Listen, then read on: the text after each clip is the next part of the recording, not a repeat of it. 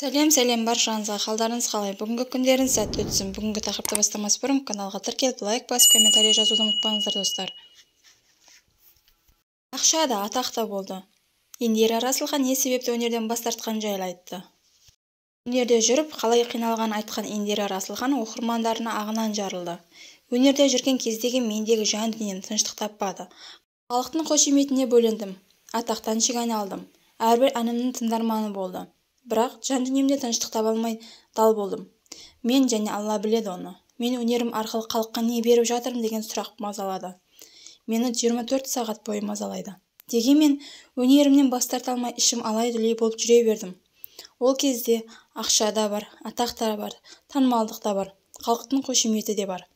Бірақ жан дүнием тыныштық болмады, деп жазды Индира Расылхан. Индира жан тыныштықтың таба алмай қиналған сәттерін есіне алды. Көп іздендім, көп оқыдым, көп ойландым. Көп қиналған кездерім де болды.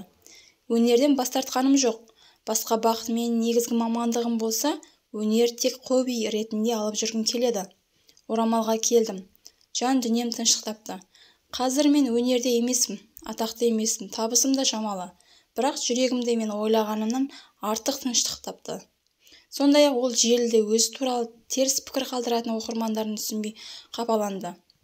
Жаңа бақытымды қабылдаған жандар үшін ризашылығымды білдірем.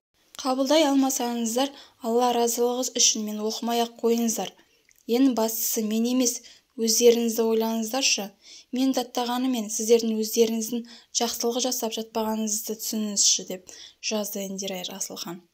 Индира Расылхан қазір өзінің бақытты екенін айтып, сахнада жүрген өнерін бағалаған тыңдармандарына алғыс білдірді. Соңына дейін тыңдағандарыңызға көп рахмет. Лайк басып, комментарий жазып, каналға тіркелуді ұмытпаңыздар, достар.